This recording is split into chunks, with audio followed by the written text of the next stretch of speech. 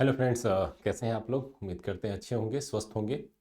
और आज के क्लास में हम लोग डिस्कस करेंगे मुख्य परीक्षा को लेकर के। बहुत सारे छात्रों के प्रश्न आ रहे थे जब से बीपीएससी के पीटी के परिणाम घोषित हुए हैं, तो कैसे तैयारी करें, क्या इसका सिलेबस है। बहुत सारे छात्र ऐसे हैं जो पहली बार मुख्य परीक्षा के लिए चयनित हुए हैं, तो बहुत सारे मन में प्रश्न आने स्वाभाविक है। तो उसी चीज़ को ध्यान में रखते हुए आज के क्लास में हम लोग मुख्य परीक्षा को लेकर के थोड़ा सा डिस्कस करेंगे।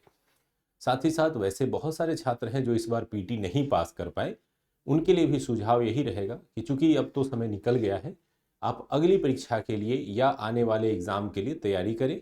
निराशा के भाव से जितना जल्दी अपने आप को बाहर निकाल लेंगे उतना बेहतर होगा, और तैयारी करने की दिशा में लग जाइए। अब आइए हम लोग मुख्य परीक्षा की बात करते हैं और थोड़ा सा मुख्य परीक्षा में आने वाले छात्र जो इस बार एग्ज़ाम देने वाले हैं उनसे जुड़े हुए विषयों पर थोड़ा चर्चा करते हैं। सबसे पहले बात करते हैं कि हम लोग आज के इस बीपीएससी मेंस के पॉइंट के दौरान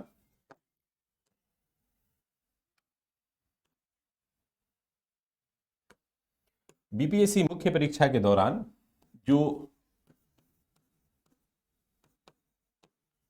मूल प्रश्न छात्रों के बीच से आते हैं वो दो तीन रहते हैं। पहला रहता है, जैसे नए छात्र हैं तो उनको थोड़ा सिलेबस की जानकारी थोड़ी अधूरी होती है, तो इसकी जानकारी होनी चाहिए। और दूसरा कि इसकी तैयारी कैसे करें,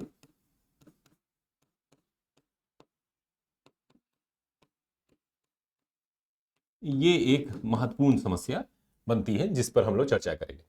सबसे पहले आते हैं सिलेबस की ओर। खास करके जो नए छात्र हैं, पहली बार एग्जाम दे रहे हैं, तो उनको सिलेबस की विधिवत जानकारी होनी चाहिए। तो बीपीएससी के जो मुख्य परीक्षा का सिलेबस है, इसमें आपको मूलतः 5 पेपर के एग्जाम देने होते हैं। एक सामान्य हिंदी का पेपर होता है जो कि क्वालिफाइंग नेचर का होता है, और इसमें 30 से 33% तक मार्क्स आपको लाना होता है। और अगर आप 33% मार्क्स लेके आ जाते हैं तो हिंदी में क्वालिफाइंग पेपर में, जो कि 100 मार्क्स का होता है, उसमें आसानी से आप क्या कर सकते हैं, एग्जाम पास कर सकते हैं। तो ये एक क्वालिफाइंग नेचर का होता है। एक बार प्रीवियस ईयर के प्रश्नों को यदि आप देख लेंगे तो यहां से आपका काम बन जाएगा। दूसरा जो है वो है ऑप्शनल विषय। ऑप्शनल सब्जेक्ट, इस ऑप्शनल सब्जेक्ट में आप अपने अनुसार से विषय का चुनाव कर सकते हैं। जैसे एक समस्या अभी आ रही है, बहुत सारे छात्रों के प्रश्न आते हैं कि सर ऑप्शनल विषय के रूप में हम क्या चुने। तो अगर आप मुख्यतः अगर जीएस के पढ़ाई किए हैं तो आप ऑप्शनल विषय के रूप में हिस्ट्री का चुनाव कर सकते हैं, ज्योग्राफी का चुनाव कर सकते हैं। और इसके अतिरिक्त यदि आपका किसी विषय पर बहुत खास पकड़ है, जैसे किसी का बायोलॉजी बहुत अच्छा है, किसी का फिजिक्स अच्छा है, या फिजिक्स से उन्होंने ग्रेजुएशन और पीजी कर रखा है, तो वैसे विषय का चुनाव वो कर सकते हैं। ऐसे सामान्य छात्रों के लिए ये दो विषय सबसे अच्छे होंगे जहां पर आप पास कर सकते हैं। इसमें 40% मार्क्स लाना होता है, और 40% ये ऑब्जेक्टिव नेचर का प्रश्न होता है। इसमें ऑब्जेक्टिव टाइप के क्वेश्चन पूछे जाएंगे, और 40% क्वालिफाइंग नेचर होता है, और इसमें निगेटिव मार्किंग नहीं होती है। तो इसलिए आसानी से आप 100 प्रश्नों में से 40 प्रश्न जो है वो सही कर सकते हैं। तो इसलिए ये भी आपका क्या हो जाता है, अच्छा निकाल सकते हैं। इन दोनों विषयों का आपके मुख्य परीक्षा के रिजल्ट में सिर्फ यही योगदान होता है कि इस विषय को पास करेंगे तभी आपको अगले विषयों के परीक्षा की जो कॉपियां हैं वो चेक की जाएंगी। तो इसलिए बाकी विषयों का जो टॉपिक है उसका महत्व बढ़ जाता है। अब आते हैं जो तीसरा जो इंपॉर्टेंट सब्जेक्ट है वो है जीएस, यानी सामान्य अध्ययन। सामान्य अध्ययन के अंतर्गत दो पेपर होते हैं, पहला GS1 और दूसरा GS2। GS1 की बात करें तो GS1 के अंतर्गत 3 विषय होते हैं, जिसमें पहला आधुनिक भारतीय इतिहास,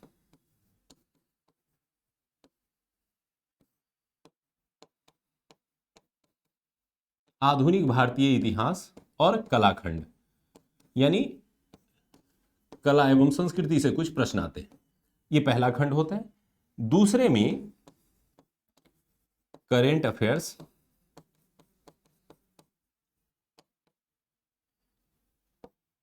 एंड IR यानी इंटरनेशनल रिलेशन, और तीसरा होता है DI यानी डाटा इंटरप्रिटेशन। और ये तीनों खंड मिला करके जो टोटल होते हैं वो 300 मार्क्स के होते हैं,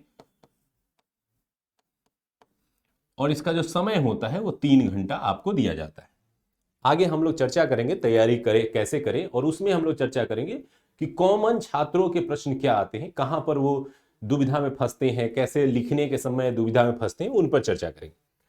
दूसरा जो खंड होता है, इस दूसरे खंड के अंतर्गत 3 विषय शामिल किए जाते हैं। राज्य व्यवस्था यानी पॉलिटी, यहां से प्रश्न आता है। दूसरा खंड जो होता है वो होता है भूगोल एवं अर्थशास्त्र,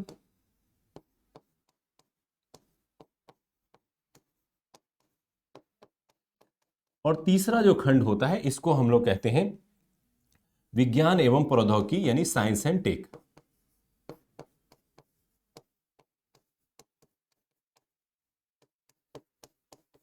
ये विज्ञान एवं प्रौद्योगिकी। अब ये तीनों खंड मिलाते हैं तो यहां भी 300 मार्क्स के आपके प्रश्न आते हैं और समय दिया जाता है 3 घंटा। अब ये दोनों पेपर में आप जितने अधिक मार्क्स उठाते हैं वो आपके एग्जाम में काम आएंगे। और जो एक और पेपर होगा जो नए सिलेबस के अनुसार जोड़ा गया है वो है क्या, निबंध यानी एसे का पेपर। और इस निबंध के अंतर्गत 300 मार्क्स के एग्जाम होंगे, टाइम दिया जाएगा 3 घंटा, और इसमें 3 प्रश्न दिए जाएंगे जो लिखने होंगे। तो यानी अब अगर आप ध्यान से देखें तो क्या यहां दिखाई दे रहा है कि कुल 900 प्रश्न का आपका एग्जाम होगा, जिसमें से यदि आप 500 के आसपास नंबर लाते हैं, 450 460 से लेके 500 तक, तो आप आराम से मुख्य परीक्षा के लिए बाद जो है इंटरव्यू के लिए चुन लिए जाते हैं। और फिर जब इंटरव्यू में जाते हैं तो क्या होता है,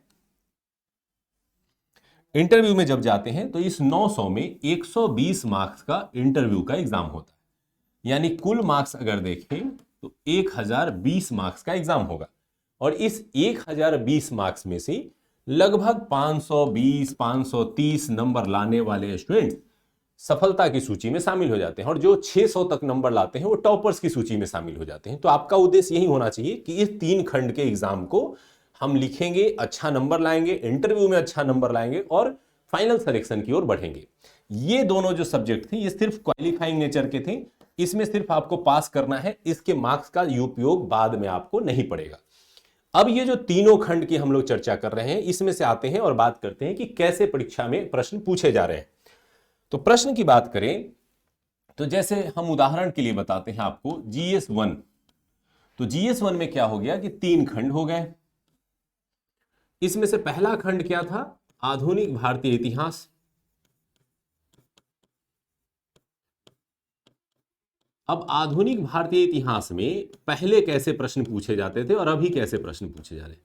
तो पहले पूछा जाता था 4 या 5 प्रश्न दिए जाते थे और उसमें से 3 प्रश्न लिखने होते थे। तो यानी अगर टोटल समय यहां पर 3 घंटे का मिल रहा है तो यानी लगभग 1 घंटा सवा घंटा एक सेक्शन के लिए मिलता था और 3 प्रश्न लिखने होते थे। लेकिन अब प्रक्रिया बदल गई है।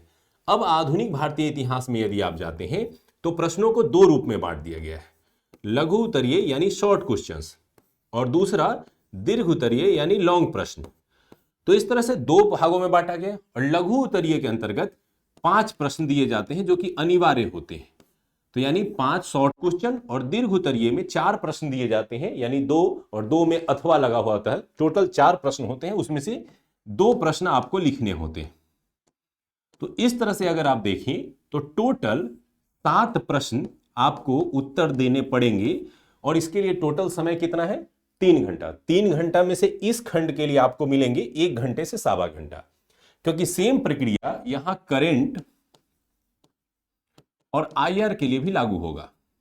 यानी यहां भी लघु उत्तरीय प्रश्न की बात करें तो टोटल 5 प्रश्न, और दीर्घ उत्तरीय प्रश्न की बात करें तो यहां पर 2 प्रश्न। यानी यहां भी टोटल कितने उत्तर लिखने होंगे, 7 उत्तर लिखने होंगे, यहां भी 7 उत्तर लिखने होंगे, यानी 14 हो गए। और DI में जब जाते हैं तो 4 DI के प्रश्न दिए जाएंगे, जिसमें से 2 आपको बनाने होंगे।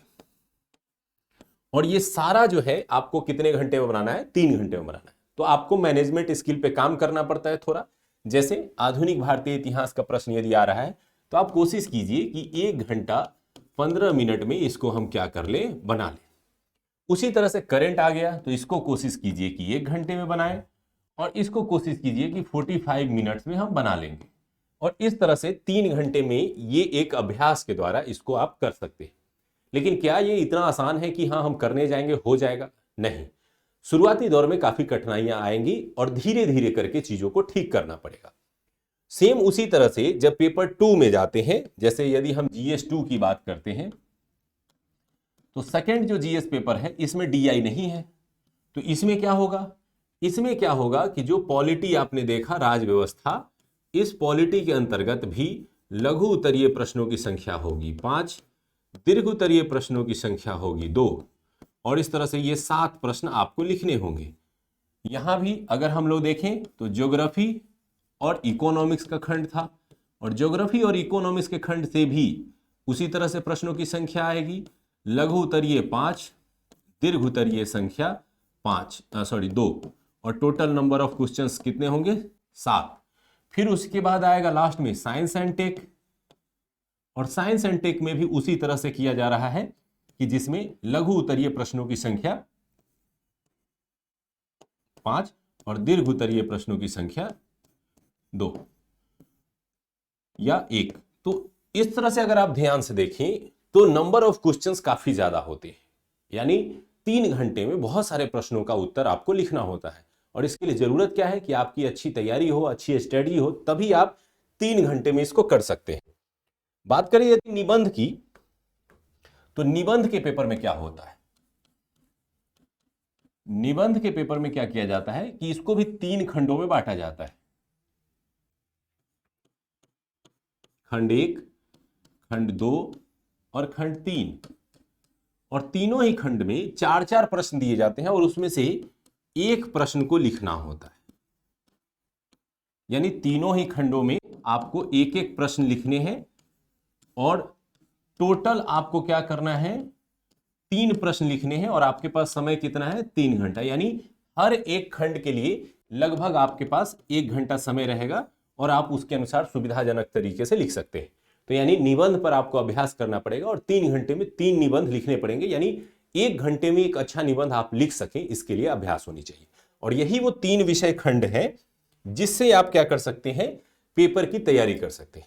अब आइए, ये जो सिलेबस हुआ इसी सिलेबस पर पूछा गया पिछले साल का मैं एग्जाम्पल दिखाता हूं। जैसे ये 69th बीपीएससी में ये प्रश्न आया था, ये हिस्ट्री खंड का मैं दिखा रहा हूं, जीएस पेपर 1 का जो हिस्ट्री खंड है। जैसे मैंने अभी चर्चा की कि इसमें 3 खंड है, हिस्ट्री, करंट और डीआई, तो एक खंड की चर्चा कर रहा हूं मैं। तो इसमें 5 शॉर्ट क्वेश्चन पूछे गए, ये पांचों अनिवार्य थे। जैसे भारत परिषद अधिनियम 1892 को लिखिए, संथाल विद्रोह के बारे में बताइए, चंपारण सत्याग्रह के बारे में बताइए, मौर्य कला की कला और वास्तुकला के बारे में बताइए, प्राचीन काल के पूर्वी भारत के गुफा चित्र के बारे में बताइए। ये पांचों के पांचों अपने आप में क्या थे? इंपॉर्टेंट थे, और पांचों को लिखना अनिवार्य था। उसके बाद जब आगे बढ़ते हैं तो इस तरह से प्रश्न आता है। जैसे ये दूसरा प्रश्न आया, ये दीर्घ उत्तरीय प्रश्न है। प्राचीन काल से बिहार शिक्षा और अध्यात्म का केंद्र रहा है, इसकी विस्तृत व्याख्या कीजिए। यदि ये प्रश्न नहीं आ रहा है तो आपके पास एक अथवा होगा। चंपारण नील आंदोलन का मूल्यांकन कीजिए तथा भारतीय स्वतंत्रता संघर्ष पर इसके प्रभावों का वर्णन कीजिए। और इस तरह से क्या होगा? दोनों में से कोई एक जो आपको आता है उस प्रश्न का आप क्या करेंगे? उत्तर देंगे। उसी तरह से तीसरा प्रश्न आएगा। तीसरे प्रश्न में भारतीय राष्ट्रीय कांग्रेस आंदोलन के उदारवादी चरण के योगदान का आलोचनात्मक परीक्षण कीजिए, या बिहार में आधुनिक शिक्षा के विकास और उसके प्रभाव को रेखांकित कीजिए। दोनों में से जो भी आपको आ रहा होगा उत्तर देना है। यानी एक खंड में इस तरह से प्रश्न आएंगे और 7 प्रश्नों का आपको उत्तर देना पड़ेगा। अब बात आती है कि हम लोग तैयारी करें तो करें कैसे। ये तो हो गई सिलेबस की चर्चा। अब आते हैं हम लोग शुरू करते हैं कि मेंस की तैयारी कैसे करें।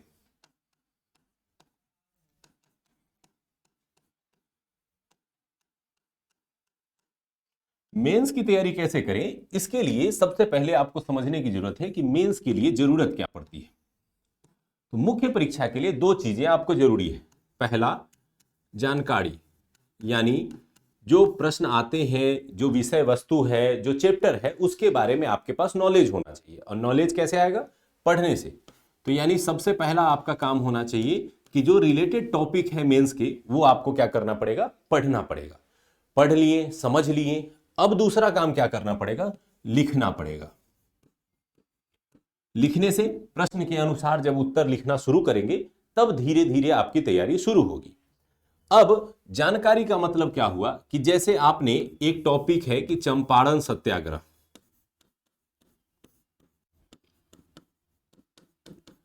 तो पहला आपने क्या किया, चंपारण सत्याग्रह के बारे में सब कुछ पढ़ा, सारी चीजों की जानकारी ली। अब प्रश्न के अनुसार यदि चंपारण सत्याग्रह से रिलेटेड कोई प्रश्न आया हुआ है तो उसका क्या करना है, अभ्यास करना है। ये दो प्रक्रिया आपके पूरे मेंस स्ट्रेटजी के दौरान शामिल होनी चाहिए। एक पार्ट आपका पढ़ने का होना चाहिए, दूसरा पार्ट उसका लिखने का होना चाहिए। इसका दूसरा कोई विकल्प नहीं है। अब बात करते हैं कि पढ़ेंगे कैसे और लिखेंगे कैसे, इस पे आते हैं। पढ़ने के लिए जब भी कोई टॉपिक पढ़िए तो टॉपिक को क्या कीजिए कि कुछ खंडों में बांट दीजिए और तभी पढ़िए। ये पीटी नहीं है जिसमें आप सिर्फ फैक्ट रखते हैं, ये मुख्य परीक्षा है, इसमें प्रश्नों को खंडों में विभाजित कीजिए। सबसे पहले पढ़िए कि आखिर ये है क्या, यानी चंपारण सत्याग्रह क्या है, इसके परिचय के बारे में पढ़िए। चंपारण सत्याग्रह क्यों हुआ, तो इसके कारण के बारे में पढ़िए। चंपारण सत्याग्रह के दौरान क्या हुआ, यानी घटनाक्रम क्या रहा, इसको पढ़िए। चंपारण सत्याग्रह का परिणाम क्या निकला, इसको पढ़िए। चंपारण सत्याग्रह का भारतीय इतिहास पर प्रभाव क्या पड़ा, इसको पढ़िए। और इस तरह से क्या हो गया, आपने एक ही घटना को कई भागों में बांटा। अब इससे क्या होगा, आप प्रश्न का उत्तर लिखने जा रहे हैं। उत्तर में पूछा हुआ है कि कारण एवं परिणाम की चर्चा करें, तो क्या होगा, आपके पास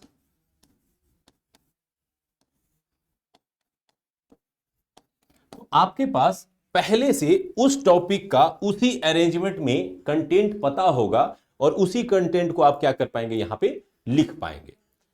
अब बात करते हैं, ये तो बहुत साधारण तरीका आप बता रहे हैं कि पढ़ लेना है, लिख लेना है, तो क्या इतना आसान है कि हाँ हम आसानी से पढ़ लेंगे, आसानी से लिख लेंगे?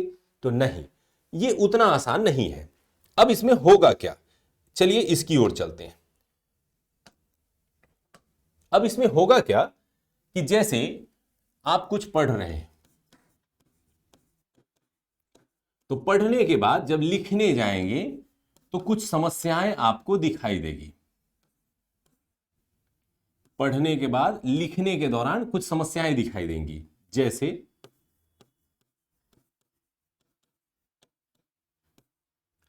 ये समस्याएं मूलतः जितने भी छात्र जो टेस्ट सीरीज से जुड़े हुए हैं, जितने भी छात्र पिछली बार एग्जाम दिए थे, जितनी बार छात्र अभी संपर्क कर रहे हैं तैयारी के लिए, उनके ये प्रश्न है जो कि मैं आपको बारी बारी से समझाने का प्रयास कर रहा हूं।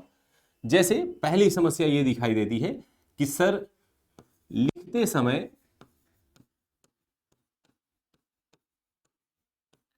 हम जो पढ़े थे उसे भूल जाते हैं। पहली समस्या छात्रों की। दूसरी समस्या, समय खत्म हो जाता है। ये बहुत सारे छात्रों का आता है कि सर 1 घंटा में 5 शॉर्ट क्वेश्चन, 2 लॉन्ग क्वेश्चन लिखना रहता है, टाइम ही खत्म हो जाता है, डीआई कभी नहीं बना पाते हैं, तो कभी ये छूट जाता है, तो यानी समय खत्म होने की समस्या रहती है।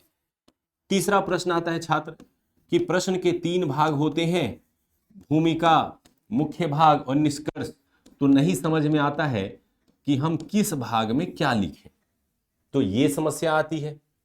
चौथा आता है अच्छे नंबर कैसे प्राप्त करें, अच्छे अंक नहीं मिल पाते हैं।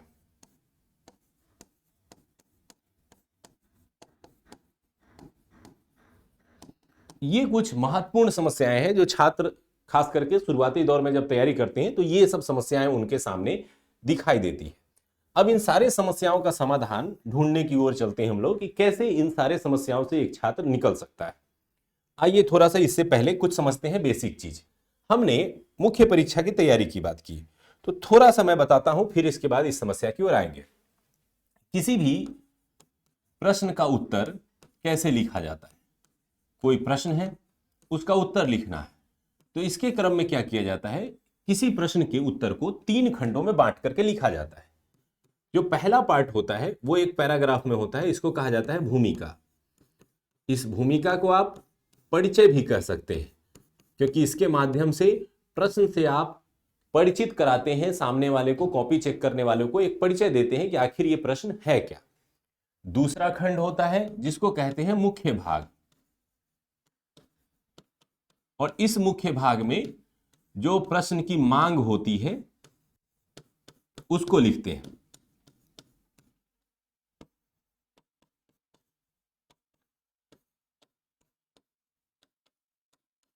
प्रश्न की मांग का मतलब क्या हुआ कि जैसे कोई प्रश्न आया चंपारण सत्याग्रह, तो चंपारण सत्याग्रह के दौरान इनके कारण परिणामों की चर्चा करें और गांधी जी के योगदान की चर्चा करें। तो क्या हुआ, कारण परिणाम योगदान ये सब क्या है, प्रश्न के मांग है। उस प्रश्न की मांग को हम कहां रखेंगे, इसी बीच वाले पार्ट में। और जो सबसे लास्ट पैराग्राफ होगा वो होगा निष्कर्ष। और निष्कर्ष में हम क्या करते हैं, सारे प्रश्नों का निचोड़ 2 लाइन में पॉजिटिव वे में। हमेशा कोशिश कीजिएगा कि निष्कर्ष को कैसे खत्म करें तो पॉजिटिव एंडिंग देने का प्रयास करें। जैसे भारतीय स्वतंत्रता आंदोलन में चंपारण सत्याग्रह का विशेष महत्व है, इसने भारतीय स्वतंत्रता आंदोलन को एक नई दिशा प्रदान की, या गांधी जी का नेतृत्व प्रदान किया जिससे भारतीय स्वतंत्रता आंदोलन को एक नई दिशा मिली। इस तरह से पॉजिटिव निष्कर्ष आप कर सकते हैं सामान्य शब्दों में। और भूमिका नहीं अगर कुछ समझ में आए तो एक परिचय के साथ शुरू कर सकते हैं। ठीक है, इस तरह से प्रश्न लिखा जाता है। अब प्रश्न की ओर जब बढ़ते हैं तो ये जो मूल समस्याएं थे इसकी ओर आते हैं कि आखिर इसका समाधान क्या हो सकता है। तो इसका समाधान कुछ खंडों में हम समझेंगे। जैसे पहले टॉपिक की ओर आते हैं। पहला प्रश्न हमारा यह है कि लिखते समय कंटेंट को भूल जाते हैं, तो क्या करना है। यदि आप पढ़ रहे हैं चीजों को तो पढ़ते समय आपको मेहनत करना पड़ेगा। जैसे पहला,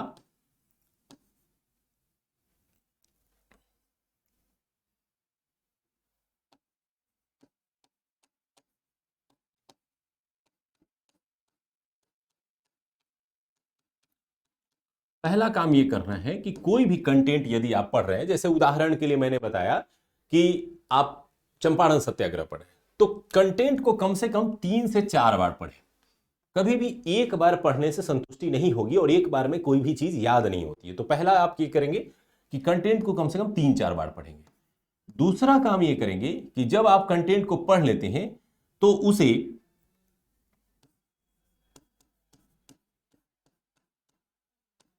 छोटे नोट, जिसको कहा जाता है जिस्ट,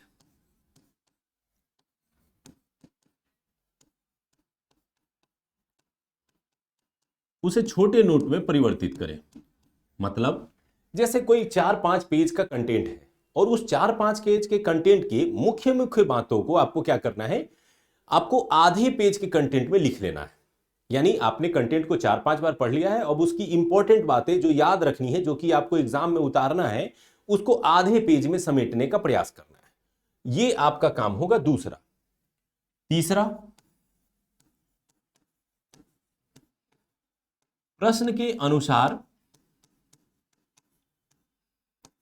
घर पर उत्तर लिखने का अभ्यास करें।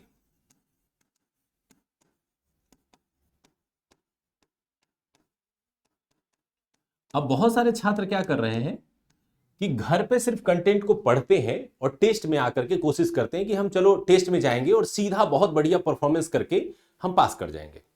ऐसा नहीं हो पाएगा और काफी कठिनाई आएंगी। वो उनके लिए है जो अनुभवी हैं, जो 2-4 बार मेंस दे चुके हैं, 2 बार लिखना सीख चुके हैं, तो वो डायरेक्ट टेस्ट देंगे चलेगा। लेकिन जो नए छात्र हैं उनको क्या करना चाहिए, तो उनको करना ये चाहिए कि पहले कंटेंट को पढ़ें, कंटेंट को छोटा बनाएं और उस कंटेंट के अनुसार पे घर पे प्रश्न के उत्तर लिखें। अब प्रश्न कहां से लाएंगे, तो प्रश्न कहीं से नहीं लाना है, आप प्रीवियस ईयर प्रश्न को लिखें। जो विगत वर्षों में बीपीएससी के मुख्य परीक्षा में पूछे गए हैं उन प्रश्नों को लिखें और इन प्रश्नों को घर पे अभ्यास करें पहले। और फिर जब इसको घर पे लिखना सीख जाएंगे, यानी घर पे एक ही क्वेश्चन के आंसर को 2 बार 3 बार लिखेंगे, तो क्या होगा, धीरे धीरे अपने आप आपको लिखना क्या होगा, आने लगेगा। और इसी चीज को फिर जाकर के चौथे रूप में, यानी अगले स्टेप में, टेस्ट में जाकर के उत्तर लिखें। और इस तरह से आपको कंटेंट क्या होगा, धीरे धीरे याद रहने लगेगा। एक ही कंटेंट 4-5 बार 6 बार 7 बार आपके नजरों से गुजरा है और तभी ये चीजें याद रहेंगी। अगर आप सोचेंगे कि नहीं एक बार पढ़ते हैं, ये पीटी नहीं है जहां ऑप्शन होंगे और ऑप्शन देख करके आपको याद करना है। यहां कई चीजों को आपको याद रखना पड़ेगा और याद रख के उसको लिखने के तरीके से ढालना पड़ेगा। 5वां आपको क्या करना है, जब ये सारा काम कर लेते हैं तो पांचवा करना है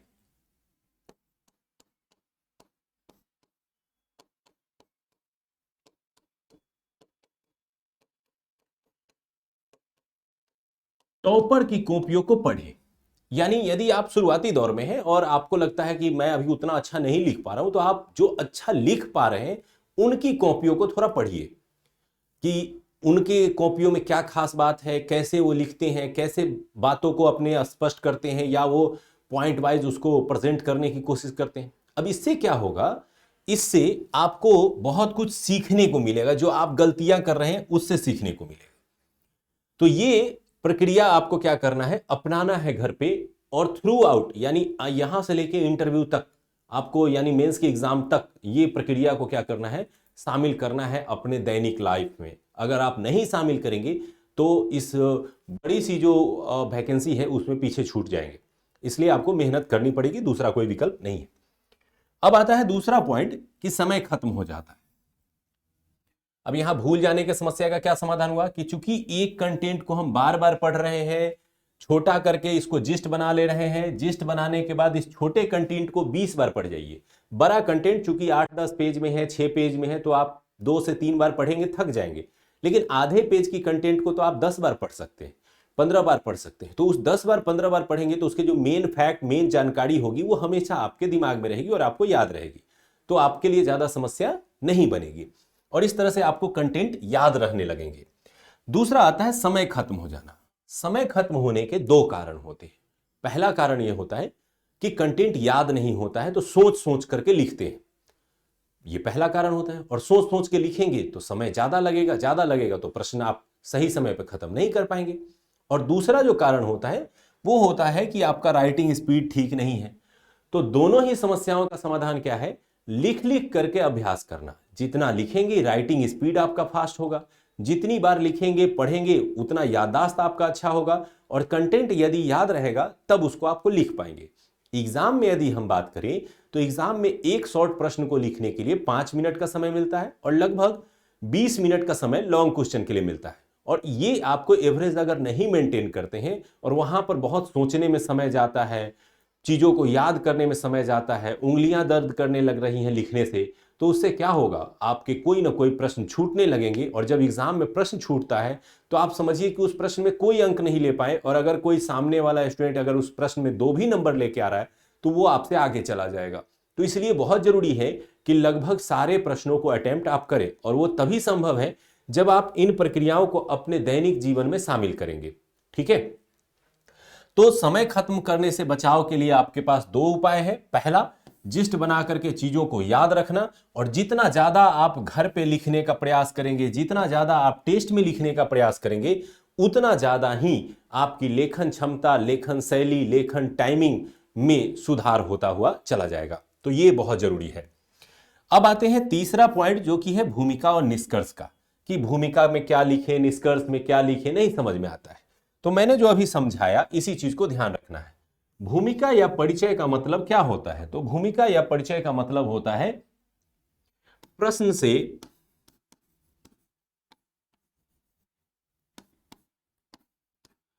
परिचय कराना। यदि आपको कुछ नहीं समझ में आना कि कैसे लिखें, तो हमेशा क्या कीजिएगा, प्रश्न को परिचय कराना, यानी इसको अगर हम लोग दूसरे शब्दों में कहें तो इसका मतलब होता है परिभाषा देना। अब जैसे उदाहरण के लिए मैंने कहा कि चंपारण सत्याग्रह, तो आपको परिचय लिखना है, तो सिंपल सा बताना क्या है कि 1917 बिहार के चंपारण क्षेत्र में ब्रिटिश शासन द्वारा स्थापित तिनकठिया प्रणाली के विरोध में गांधी जी के नेतृत्व में चलाए गए आंदोलन को तिनकठिया आंदोलन या चंपारण सत्याग्रह के नाम से जाना जाता है।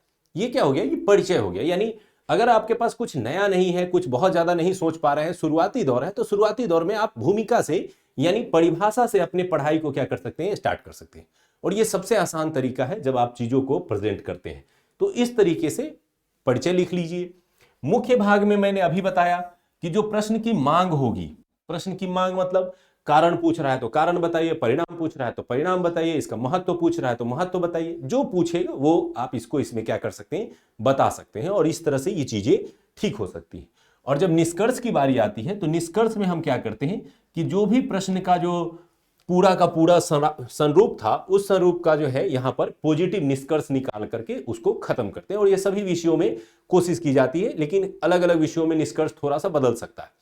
निष्कर्ष और भूमिका को ज्यादा बड़ा ना लिखें, इसके कारण क्या होता है, कई बार आपके पास शब्द कम पड़ने लगते हैं। तो इन दोनों को थोड़ा सा संक्षेप में ही रखने का प्रयास कीजिए। ये थे कुछ प्रश्न। फिर आता है अच्छे अंक नहीं मिल पाते। तो अच्छे अंक मिलने के लिए क्या क्या जरूरी चीजें हैं? अच्छे अंक मिलने के लिए 2-3 चीजें होनी चाहिए। पहला,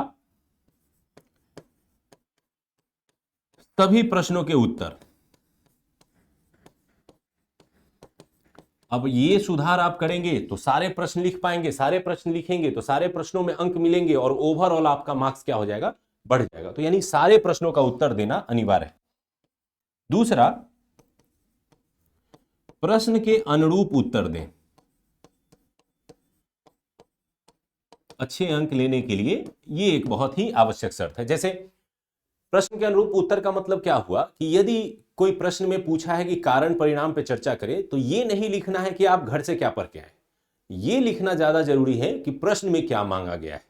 यानी आपने पढ़ा क्या है उससे ज्यादा जरूरी है कि प्रश्न में हमसे पूछा क्या जा रहा है। जो पूछा जा रहा है उसके उत्तर यदि आप देते हैं तो आपको अच्छे अंक मिलेंगे, और इसी शर्तों पे आपको अच्छे अंक मिलते हैं। दूसरा, प्रस्तुतिकरण पर ध्यान दें। यदि प्रश्न में कोई चित्र, कोई मानचित्र, कोई ग्राफ, कोई डाटा अपेक्षित है और लगता है कि उसको डालने से मेरे अंक बढ़ सकते हैं, तो इसको आप अपने उत्तर में क्या कर सकते हैं, शामिल कर सकते हैं, और इससे भी आपके अंक क्या होते हैं, बढ़ते हैं। तो ये कुछ बेसिक चीजें हैं जिनको आपको अपने लिखने के दौरान, अपने पढ़ने के दौरान सुधारने और समझने की जरूरत है। ठीक है। इसके बाद एक और पॉइंट आता है कि कुछ बच्चों के कुछ और भी प्रश्न आते हैं। जैसे उदाहरण के लिए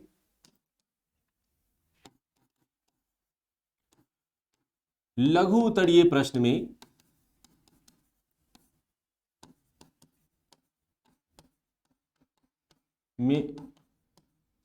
कितने शब्द होने चाहिए। इसके अलावा कुछ प्रश्न आते हैं कि लघु उत्तरीय प्रश्न में पॉइंट वाइज लिखें या कैसे लिखें। दूसरा प्रश्न फिर इसी का उल्टा होता है कि दीर्घ उत्तरीय प्रश्न में बताइए कि उसमें क्या लिखेंगे, कितना लिखेंगे। तो इन दोनों का जवाब सिंपल सा है, आइए इसको थोड़ा सा समझते हैं। लघु उत्तरीय प्रश्न यदि आपसे पूछा जा रहा है तो 125 से लेकर 150 शब्दों के बीच में उत्तर को लिखने का प्रयास कीजिए। ठीक है। भूमिका और निष्कर्ष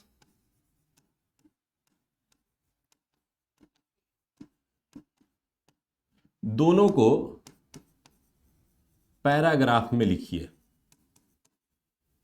और मुख्य बिंदु जो होते हैं, जिसमें मैंने अभी बताया कि जो प्रश्न का मुख्य भाग होता है, उसको आप पॉइंट वाइज लिख सकते हैं। लेकिन जरूरी नहीं है कि सारे प्रश्न में ऐसा ही करें, लेकिन अधिकांश प्रश्नों में ऐसा कर सकते हैं। ऐसा करने से क्या होगा, आपका समय बचेगा। कम शब्दों में ज्यादा जानकारी, आप बुलेट पॉइंट में जब लिखते हैं तो कम शब्दों में ज्यादा जानकारी आप दे पाते हैं, और आपके पास समय बचाना भी आसान हो जाता है। तो इसलिए पॉइंट वाइज लिख सकते हैं मुख्य बिंदुओं को शॉर्ट क्वेश्चन में। लॉन्ग क्वेश्चन में भी आएंगे तो भूमिका और निष्कर्ष हमेशा क्या रहेगा, पैराग्राफ में रहेगा। ये हमेशा पैराग्राफ में ही दे। इसमें कोशिश ना करें कि हम पॉइंट वाइज लिखते हैं। और दीर्घोत्तरीय प्रश्नों में जो अगर बात करें कि मुख्य भाग है, इस मुख्य भाग को आप अपनी सुविधा के अनुसार पैराग्राफ कुछ कुछ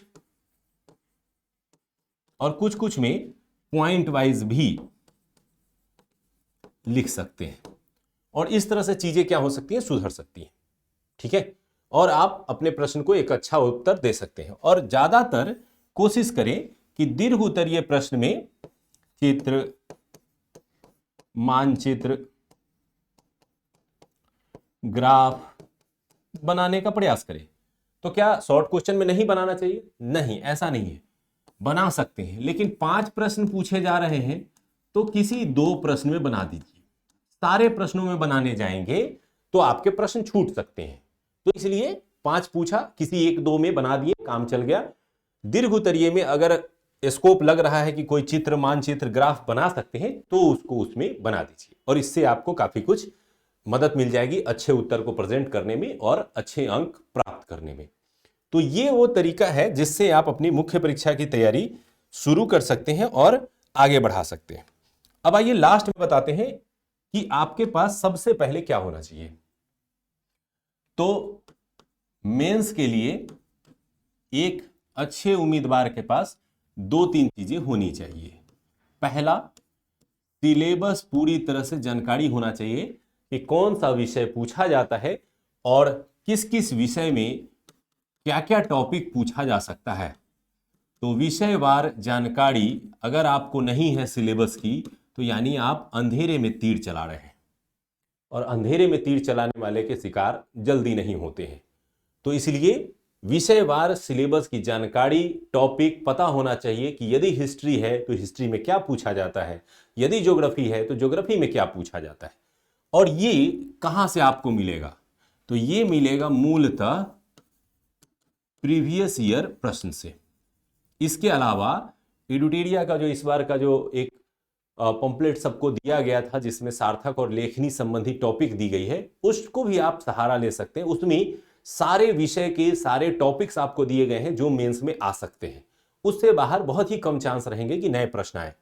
तो प्रीवियस ईयर प्रश्नों को सहारा ले सकते हैं, और प्रीवियस ईयर प्रश्न का जो उत्तर लिखा हुआ बुक है वो जरूर आपके पास होना चाहिए। तो यानी previous year question bank with answer, ये आपको क्या करना है, अपने पास रखना है। और जब भी मान लिए प्रीवियस ईयर क्वेश्चन कोई आपने लिखा है और आपको लग रहा है कि चलो मेरा कोई मूल्यांकन करने वाला नहीं है, कोई देखने वाला नहीं है, किसको दिखाएं, तो ठीक है, नहीं है तो नहीं है। जो आपके पास बुक है उस बुक में उसी प्रश्न का उत्तर लिखा हुआ है, एक बार पढ़ के देखिए कि मैंने क्या लिखा, वहां क्या लिखा हुआ, वहां से सीखिए और फिर अपने आप को सुधार करके आगे बढ़ने का प्रयास कीजिए। और इन उत्तरों का सहारा आप अपने उत्तर लेखन को बेहतर करने के लिए कर सकते हैं। तो यानी क्वेश्चन बैंक आपके पास होना चाहिए। तीसरा में फिर हो सकता है विषयवार जो टॉपिक है उसके अगर आपके पास नोट्स हैं तो उसका सहारा आप ले सकते हैं कि हर टॉपिक का, हर विषय का आपके पास कंटेंट होना चाहिए ताकि आप पढ़ सके। क्योंकि मैंने बताया था कि पहले पढ़ना होगा और फिर लिखना होगा, तो पढ़ने के लिए आपके क्या पास क्या होना चाहिए, विषयवार नोट्स होने चाहिए। नोट्स के लिए आप क्या कर सकते हैं, यदि आपको किसी इंस्टीट्यूट से नोट्स मिल जाता है, जैसे आप यदि एडुटेरिया के लेखनी या समर्थ से जुड़े हुए होंगे तो वीकली, वीक वाइज प्लान करके नोट्स दिया जा रहा है। लेकिन यदि आप स्वतंत्र रूप से तैयारी कर रहे हैं तो किसी इंस्टीट्यूट का नोट्स मिल जाता है तो ठीक है, नहीं मिलता है तो क्या करना है, बुक की सहायता ले सकते हैं, और बुक की सहायता से भी आप उस चैप्टर को पढ़ सकते हैं। और इस संबंध में एडुटेरिया अभी जल्द ही आपके बीच जो है आपको जीएस पेपर 1, जीएस पेपर 2 और निबंध तीनों की किताबें जो है उपलब्ध करा दी जाएंगी, ताकि आप, अगर आपके पास नोट्स नहीं है तो आप बुक का सहारा ले लीजिए। इसमें पूरी तरह से उन्हीं टॉपिक को शामिल किया गया है जो बीपीएससी के सिलेबस में पूछे जाते हैं और उसको नोट्स के रूप में ही उपलब्ध कराया जा रहा है। ये 1 सप्ताह के अंदर में आपको किताब दुकानों पर दिख जाएंगे। तो इस तरीके से आपके पास नोट्स होना चाहिए। अब प्रॉपर तरीके से ये जब सारी चीजें आपके पास हो गई तो अब आप बारी आती है किसकी, अभ्यास की। और अभ्यास कैसे करेंगे, तो प्रतिदिन लेखन, इसमें कोई कोताही नहीं होनी चाहिए। यानी हर दिन 1-2 ही क्वेश्चन लिखेंगे, लेकिन लिखेंगे तो कोशिश कीजिए कि 2 शॉर्ट प्रश्न और 1 लॉन्ग प्रश्न कम से कम हम डेली घर पे लिखें। जिस चैप्टर को पढ़ते हैं, जिस चैप्टर का टारगेट है, जिस चैप्टर का क्वेश्चन आपको दिया गया है, उस चैप्टर के 2-3 प्रश्न घर पे रोज लिखिए। रोज लिखिएगा, लिखने से याद होगा, उसको संक्षेप कर लीजिए, छोटा कंटेंट बना करके याद कीजिए, और बाद में सैटरडे संडे उसको टेस्ट दे करके या जैसे भी हो उसको सुधारने का क्या कीजिए, प्रयास कीजिए। यही वो तरीका है जिससे कोई स्टूडेंट सुधार सकता है। यदि आप बहुत ही नए छात्र हैं और आपको लगता है कि नहीं हम नहीं कर पा रहे हैं, अपने से नहीं हो पा रहा है, तो फिर किसी टीचर की सहायता लीजिए, कोई इंस्टीट्यूट या क्लास ज्वाइन कीजिए जहां पर आपको गाइड किया जा सके, आपको सिखाया जाए कि कैसे लिखना है, और फिर उसकी सहायता लेकर के भी आप कर सकते हैं। यदि आप कैपेबल है, आपको लगता है कि नहीं मैंने पहले एक दो बार ट्राई किया है, पढ़ा है, थोड़ा बहुत लिखने मुझे आता है, मैं अगर थोड़ा सा और बेहतर करूं अपने आप को तो मैं कर सकता हूं, तो बिल्कुल आप इसकी सहायता से आप करना शुरू कर दीजिए। और इन सब की मदद से आप क्या करेंगे, उत्तर लेखन जब करेंगे तो आपका एक आंसर बढ़िया तैयार होना शुरू होगा, धीरे धीरे कॉन्फिडेंस आएगा, जब आप बिना देखे कुछ प्रश्न लिख पाएंगे। हो सकता है शुरुआती दौर में आप जब उत्तर लिखने जाएं तो बिना देखे आप 5 लाइन भी ना लिख पाए, तो घबराना नहीं है, पढ़ना है और कुछ प्रश्नों को देख देख के भी लिख लेना है। फिर धीरे धीरे अपने आप को इंप्रूव करते हुए इस अवस्था में लाना है कि बिना देखे हुए लिख सके, और फिर इस अवस्था में अपने आप को लाना है कि कुछ भी पूछो हम लिख देंगे, और तब होगी आपकी मेंस की असली तैयारी पूरी। और फिर आप जब एग्जाम में जाएंगे तो कुछ भी पूछा गया होगा आप उसको अच्छे ढंग से प्रेजेंट कर पाएंगे, बता पाएंगे। तो उम्मीद करते हैं दोस्तों कि ये जो आपने चीजें समझी अभी मुख्य परीक्षा को लेकर के, उससे आपके काफी जो प्रॉब्लम्स थे या डाउट्स थे, जो क्वेश्चंस थे, वो सॉल्व हुए होंगे, और इनके आधार पर आप अपनी मुख्य परीक्षा की तैयारी को बेहतर ढंग से शुरू कर सकते हैं।